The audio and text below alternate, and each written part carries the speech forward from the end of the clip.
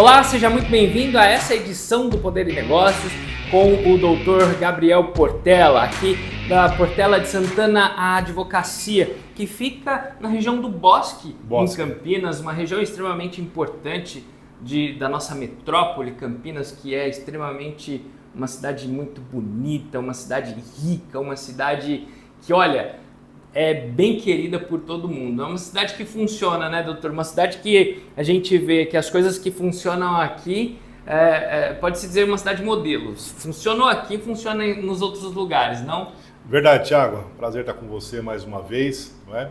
E Campinas é uma cidade, vamos dizer, realmente modelo, né? É um padrão de urbanismo, um padrão de desenvolvimento social, comercial, que é o plano piloto para o Brasil todo. Funcionou em Campinas, funciona em qualquer lugar, não é? E dentre as melhores cidades para morar está a cidade de Campinas, não é? É verdade, é verdade. E nós vínhamos já falando a respeito de questões envolvendo os salários dos trabalhadores, as verbas rescisórias no primeiro programa. Depois nós falamos da questão do assédio. Agora, algo que é muito importante, horas extras, horas que são substituídas por banco de horas. Doutor, qual é o direito do trabalhador com relação às horas extras nas empresas? Como ele deve se posicionar a respeito disso? O que mudou na lei com a reforma a respeito das leis relacionadas à hora extra? Porque hoje tem muita dúvida, o trabalhador ele vai lá, trabalha na hora extra, faz hora extra, chega no final do mês, ele não recebe nada e vem a informação, não, é banco de horas, você vai ganhar uma folga. O que é, o que não é, o que pode, o que não pode? Bem, o tempo de trabalho, né, que o empregado ele dedica para a empresa, não é o que gera, é o produto que ele entrega para a empresa.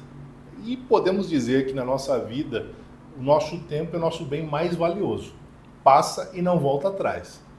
Então, o empregado, ele é contratado para trabalhar ali X horas. A partir do momento que ele trabalha além das horas que foram contratadas, ele tem que ser remunerado.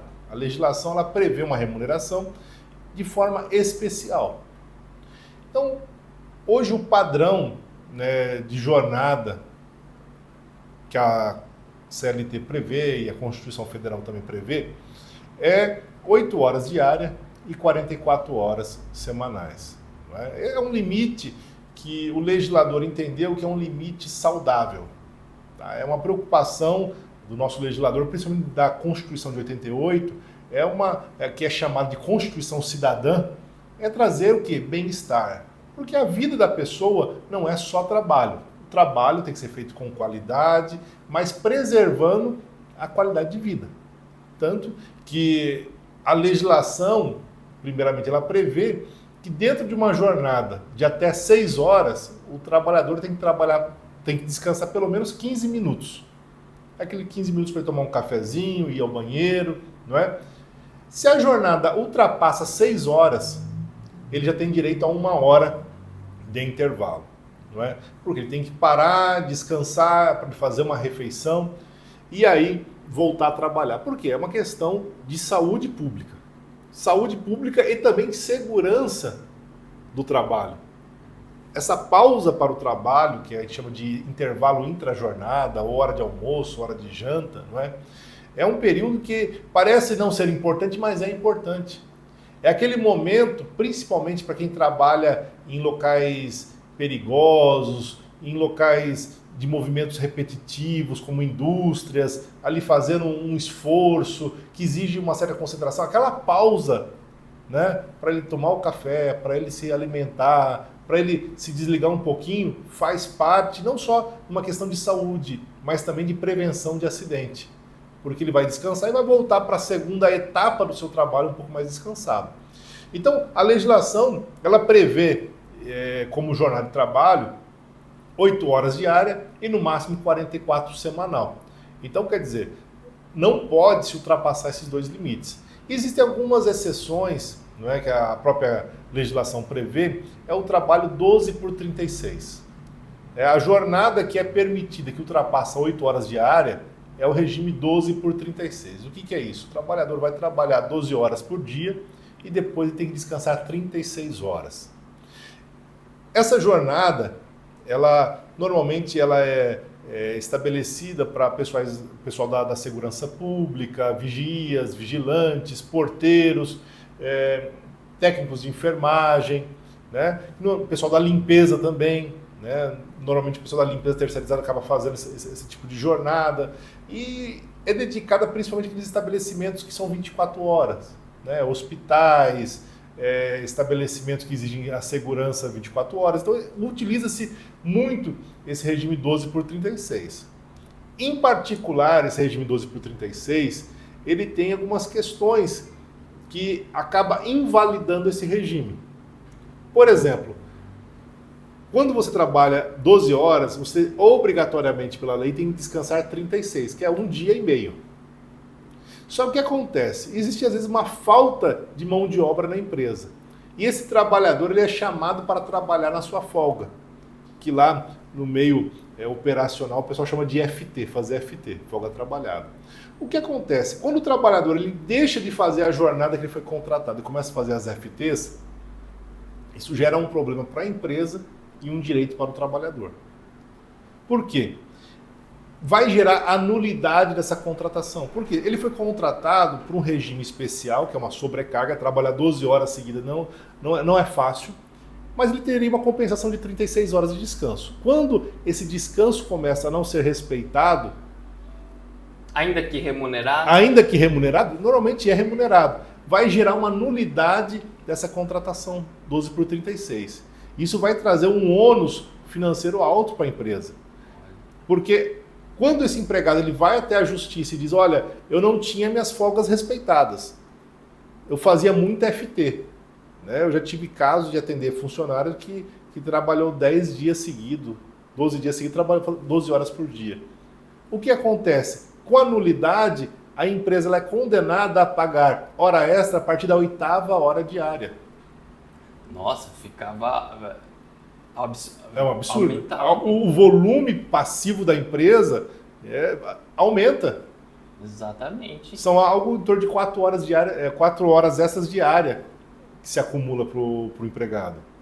E o trabalhador não faz nem ideia disso. Acha que tá tudo certo que tá recebendo. Sim, porque ele recebeu, ele trabalhou no outro dia, ele tá, tô dobrando. Eles usam muito essa expressão, tô dobrando. Ele dobrou, recebeu pelo dia, mas existe aí um direito que está sendo deixado de lado. Sim. E por que existe esse direito? Desculpa, doutor, a justiça não pode entender que, trabalhador, você recebeu a folga trabalhada, então você está de má fé. Não. Não, porque o contrato de trabalho e a legislação, ela criou essa jornada especial, né, 12 horas por dia, é um trabalho extraordinário. É metade do seu dia trabalhando, prevendo uma compensação de descanso. Um convívio social, uma qualidade de vida da família, um período de descanso. E aí, quando ele não tem isso respeitado, a legislação ela vem e aplica a desconsideração da jornada 12 por 36 e passa a remunerar a partir da 8ª hora diária em razão de toda essa violação legislativa. Até porque em muitas ocasiões, talvez, não digo que em todas, mas o trabalhador se vê obrigado a fazer essa FT por medo de ser mandado embora. Com certeza. Medo de perder. E existem muitas empresas, normalmente essa sobrecarga de trabalho está sempre na parte mais frágil da contratação trabalhista, que são os terceirizados. São as empresas que são prestadoras de serviço, que é vigilância, limpeza, não é? São serviços que normalmente foram terceirizados pela empresa e acabam sendo mais fragilizados de forma remuneratória, e a empresa começa a pressionar, olha, se você não faz a folga trabalhada, olha, para a gente não serve. E existe um detalhe pior ainda, Thiago. Eu tinha falado do intervalo que até 6 horas 15 minutos, de 6 horas às 8 horas, você tem 1 hora de almoço, de descanso, de intrajornada. Nas jornadas de 12 por 36, a grande maioria das empresas não dão hora de almoço. É aquele vigilante que vai para o posto e não tem rendição. É aquele porteiro que está ali, ele tem que pegar a marmita dele e comer ali mesmo trabalhando. Daí, às vezes, você até pergunta, você fazia almoço? Ah, fazia, eu almoçava. Mas onde você almoçava? Eu almoçava na guarita. Só que eu estava ali apertando o botão, abrindo, liberando. Então, isso não é almoço, não é intervalo. Não pode. Tem que ter o descanso. Tem que ter o descanso. Ele tem um momento onde ele vai ali esquecer um pouquinho do trabalho, não é? E 1 hora só? Ou 2 por serem 12 horas? Não, é 1 hora só. 1 hora. É 1 hora só. Mesmo Mas sendo tem 12 que horas, ter. tem que ter esse intervalo.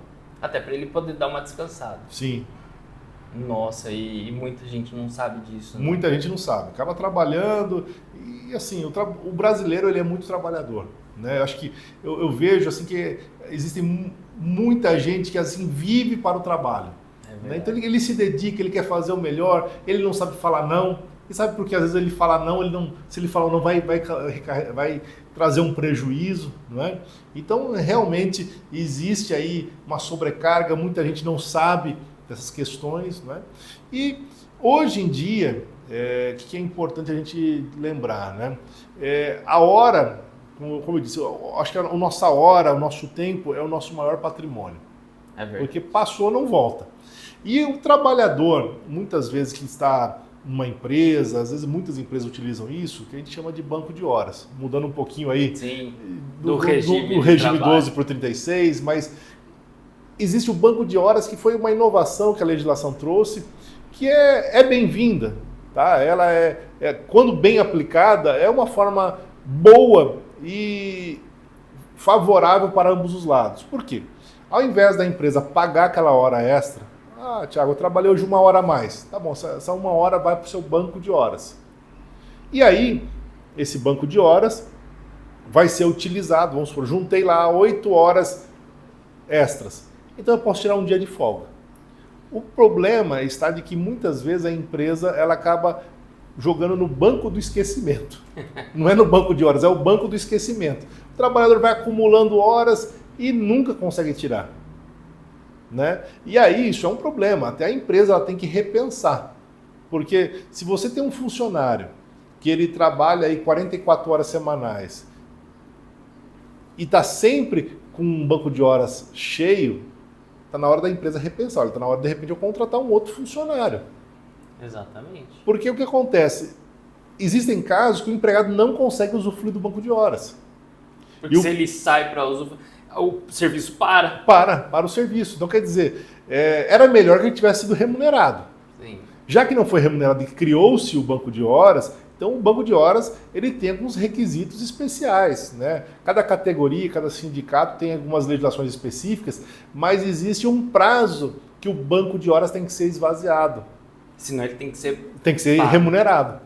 Então, isso varia um pouco de sindicato para sindicato, que cada categoria profissional tem as suas normas, suas negociações, né? Mas normalmente ele varia em torno de 3 meses a 120 dias, sim, ou cada 6 meses, mas tem que chegar a um ponto, tem que ser zerado. Né? Ele não pode ficar um fundo eterno de horas. E a gente costuma ver muito isso nas empresas, o funcionário fazendo banco de horas, e no final das contas não tira o banco de horas e não recebe a hora extra. O banco de horas, ele é equivalente ao valor da hora extra? Por exemplo, a hora extra seria o valor dobrado. A hora extra, a legislação... O dia ele também seria dobrado? A hora extra, ela tem a previsão de dias normais, isso é o básico da CLT.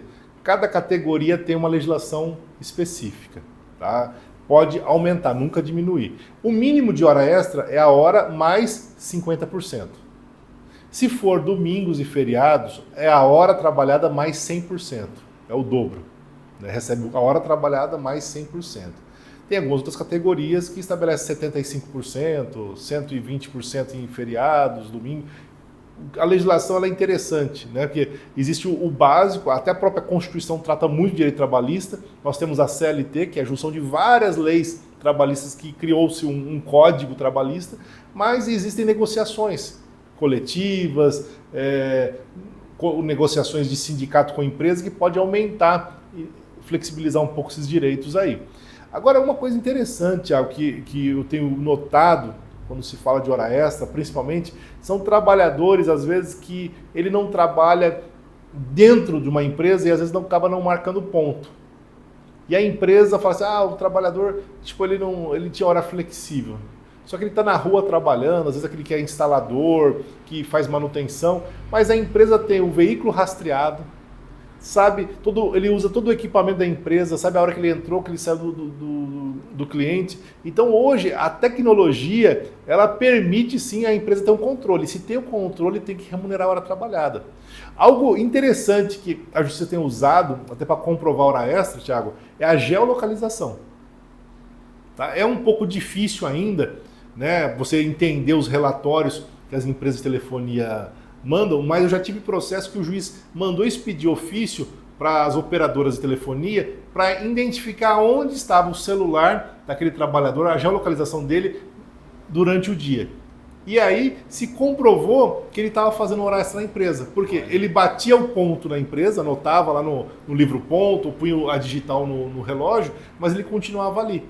Então, pela geolocalização, foi possível a justiça identificar que tinha um trabalho extraordinário. Olha só, então fique atento porque a hora extra precisa ser cumprida exatamente como diz a lei, inclusive o que rege cada estatuto de sindicato, cada categoria. Então é muito importante. Se você ficou com alguma dúvida, mande aqui pra gente, a gente vai fazer questão de esclarecer, manda também aí no Instagram, no @do escritório do Dr. Gabriel, que fica aqui na região do Bosque. Se você também tiver alguma dúvida e quiser esclarecer pessoalmente, pode vir aqui, não, doutor? Sim, com certeza. É isso aí. Muito obrigado pela sua companhia. Fique atento porque no próximo episódio, olha, doutor, o assunto é muito interessante, você não pode perder de maneira nenhuma, porque nós vamos falar de algo que também faz toda a diferença, questão de insalubridade, periculosidade, questão de aposentadoria, o que isso tudo